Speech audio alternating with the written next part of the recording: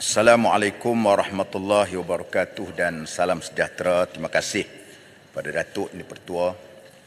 Saya mulakan perbahasan saya ialah untuk berperingatan kepada kita semua mengenai Nabi SAW berpesan, khiyaru a'immatikum alladhi tuhibbunahum wa yuhibbunakum wa yusalluna alaikum wa tusalluna alaihim wa syiraru a'immatikum alladhina tabghadunahum wa yabghadunakum wa tal'anunahum wa yal'anunakum. Riwayat daripada Muslim.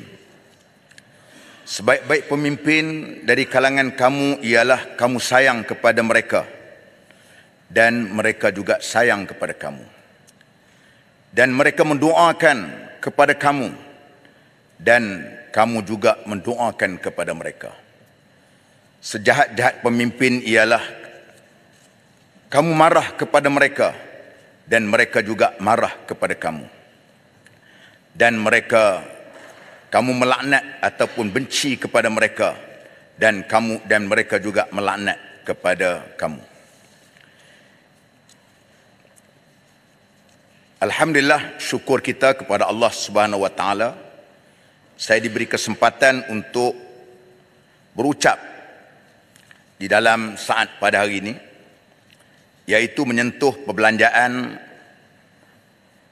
bajet negara pada tahun 2024 sebanyak 393.8 bilion, kenaikan sebanyak 5.7 bilion, dan perbelanjaan pembangunan diturunkan daripada 99 bilion. Dahulu 99 bilion dan tahun ini 90 bilion. Manakala perbelanjaan mengurus pula ditingkatkan daripada 289.1 bilion tahun 2023 dan ditingkatkan kepada 303.8 bilion. Datuk Yang Dipertua, perkara yang penting sekali ialah walaupun perbelanjaan ini ialah perbelanjaan yang tinggi dalam sejarah negara kita, yang pentingnya ialah delivery system dengan izin supaya apa yang dibelanjakan ini dapat sampai kepada apa yang kita rancang. Kerana bajet ini disusun oleh pegawai-pegawai kita yang kompeten, yang bijak. Kegagalan itu ialah mungkin dari segi pelaksanaannya. Maka dengan sebab itu, perkara sedikit yang mampu untuk kita meningkatkan supaya kedudukan imej negara kita yang berada di dalam kajian yang dibuat oleh International Budget Partnership dengan izin, iaitu kedudukan kita mendapat 47% di belakang Indonesia, Filipina, Thailand, bahkan Timor Leste dari segi markah ketelusan belanjawan. Datuk Yang Dipertua, mengenai peningkatan kos sara hidup, walaupun berbagai insentif telah diberikan di dalam belanjawan 2024, namun isu peningkatan kos sara hidup masih belum berjaya ditangani sebaiknya melalui belanjawan pada kali ini. Dengan peningkatan kadar cukai perkhidmatan yang dibangkitkan oleh sebelah sini dan juga di sebelah sana, sebanyak 2% daripada 6% kepada 8% cukai SST, ianya akan memberikan kesan rantaian satu perkhidmatan yang akhirnya akan membebankan rakyat sebagai pengguna akhir dalam perkhidmatan tersebut. Jadi persoalan saya, apakah jaminan kerajaan peningkatan kadar cukai perkhidmatan ini tidak akan meningkatkan kadar bayaran ataupun kadar harga barangan di pasaran, terutama barang-barang keperluan rakyat.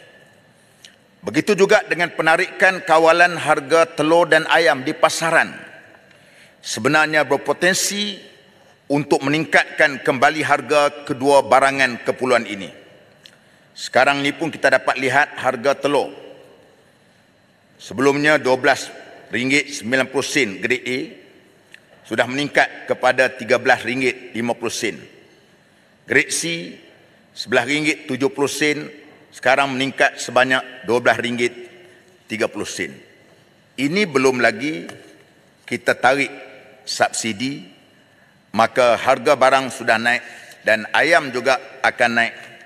Hal ini sudah tentulah kita kena akur, kerana wujudnya di sana kata-kata telur dan ayam yang memanipulasikan bukan sahaja bekalan, bahkan harga kedua barangan ini.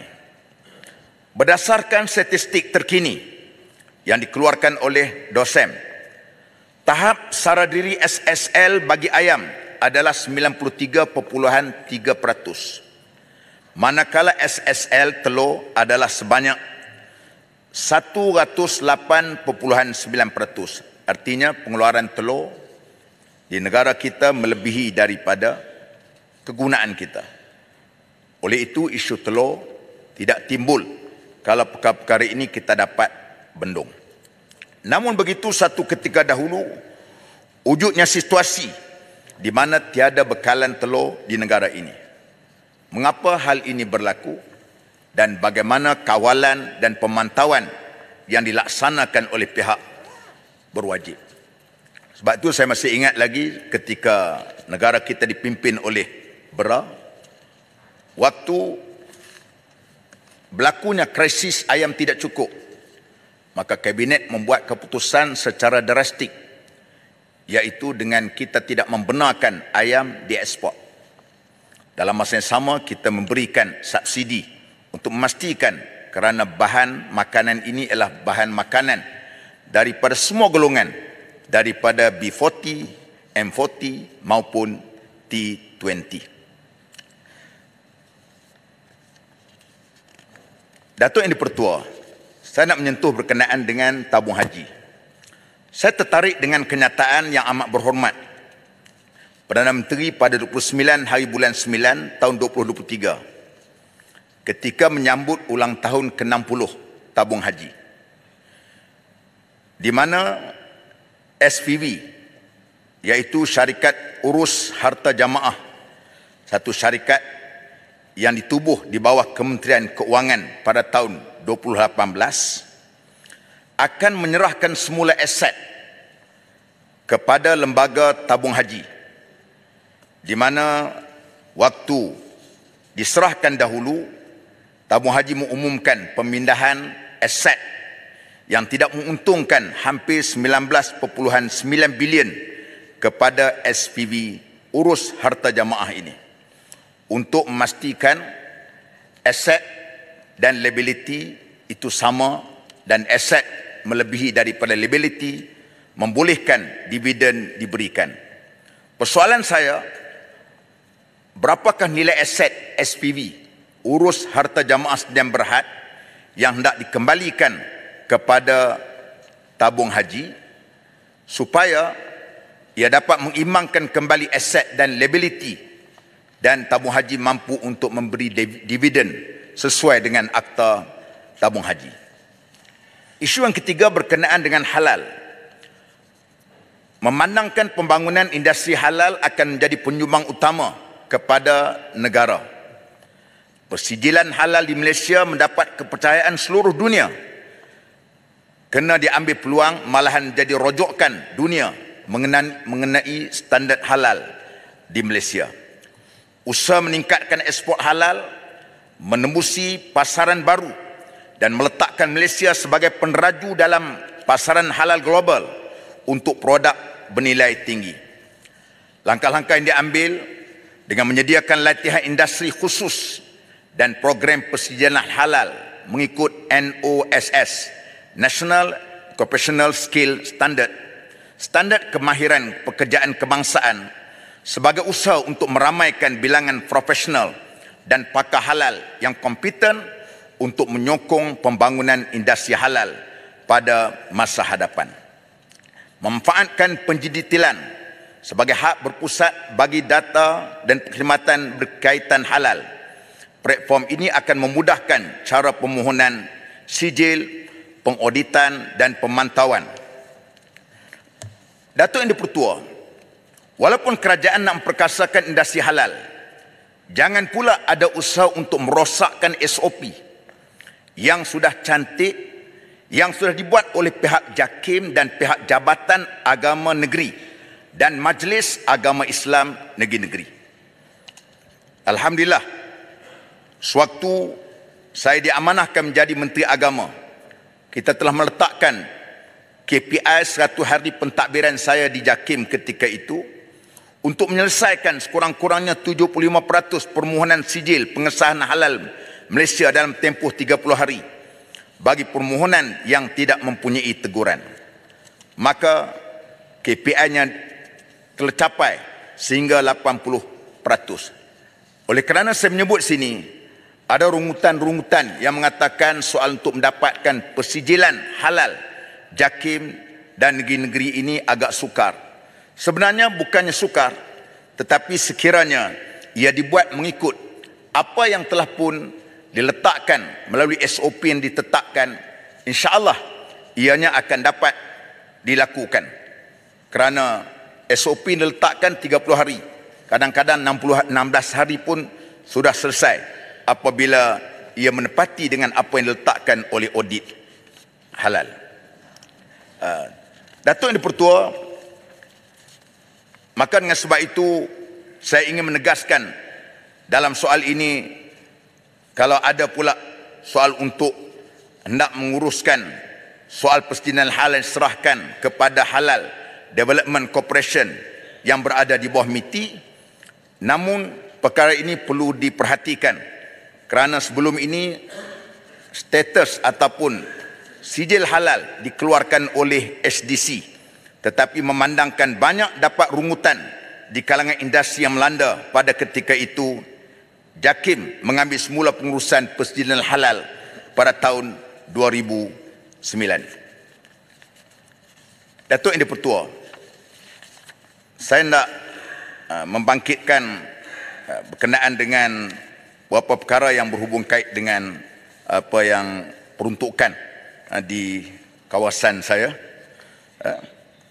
iaitu utamanya ialah memanglah kalau peruntukan tak nak bagi tak apa, pasal karenanya peruntukan ni konon-kononnya dituduh fitnah kami beri kepada TikTok, tak apa, tapi biarlah peruntukan ini ada di kawasan kami.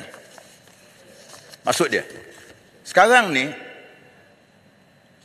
kami datang ke parlimen ini, setiap hari jabat kami didatangi oleh rakyat di sebelah sana. Ada yang kadang-kadang nak hantar ke hospital, yang nak buat rawatan di hospital. Kita suruh pergi kepada JKM. JKM kata tak ada peruntukan. Kita pergi kepada Baitul Mal. Semalam ada satu kes, rumah nak kena halau dah. Kena sewa lebih kurang 1,500 tak bayar. Dah tertonggak. Dia nak minta saya. Kita suruh pergi Baitul Mal. Baitul Mal bagilah RM100. Dia pun tak ada kemampuan kerana banyak sebagainya. Sebab itu kita harapkan, tak apa, tak ada masalah.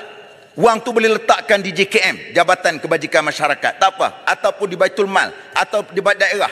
Asalkan rakyat dapat cukup. Bukan untuk kami. Kami boleh bagilah. InsyaAllah boleh bagi setakat RM50, RM100. Boleh, insyaAllah boleh bagi. Tapi tak cukup, tak sepadan apa yang mereka perlukan. Maka sebab itu kita harapkan, biarlah apa yang penting mekanisme ini diberikan kepada mereka yang sepatut. Kalaupun takut sangat nak beri pada kami, dan kami juga boleh kalau beri ke letak di pejabat kami, letak pegawai SPR di pejabat kami untuk uruskan bagaimana peruntukan di tempat kami. Kami rela. Jabat kami bukan buka 24 jam, 25 jam. Bamat. Bamat ajak saya tu. Bagan Serai. Okey. Bagan Serai. Minta sikit. Newang, saya nak pendek awang sikit. Sikit ni. Okey, cukup. Apa kemudian berkenaan dengan kawasan saya. Pertamanya ialah berkenaan dengan naik taraf. Jalan Alopongsu Cangkat Lobak, laluan 147 yang sering dinaiki air apabila hujan lubat berlaku. Maka sebab itu kita mohon perkara ini dapat dilihat oleh pihak JKR. Yang kedua, selenggara sistem pembaritan sesegera mungkin, terutama berhadapan ibu pejabat polis daerah Krian, Bagan Serai kerana sering dinaiki air apabila hujan berpanjangan lebih daripada 1 jam. Dan yang ketiganya ialah memohon menyelenggara kuartus polis daerah Krian, tambah baik balai polis trafik daerah Krian. Dan yang keempatnya mengenai permohonan daripada sekolah menengah Sultan Alang Iskandar Semai di Bagan Serai yang memohon peruntukan ataupun dirikan Dewan Besar untuk berhimpun. Datuk Yang di-Pertua, sedikit lagi ialah berkenaan dengan akhir sekali saya hendak mengingatkan kepada kita semua dan rakyat Malaysia. Wahai rakyat Malaysia, apabila datang pemimpin Pakatan Harapan, maka jawablah lidah dengan yang fasih, kerana mereka adalah makhluk biasa seperti mana kamu. Sesungguhnya harga minyak tidak turun itu adalah benar. Sesungguhnya beras tempatan tidak dalam pasaran adalah benar. Sesungguhnya SST naik daripada 6% ke 8% adalah benar. Sesungguhnya nilai mata wang ringgit semakin jatuh itu adalah benar. Sesungguhnya harga barang semakin mahal itu adalah benar. Bagan Serai. Dan semuanya benar kecuali Bagan Serai, tidak benar. Terima kasih. Bagan Serai nak bertanya, Bagan Serai.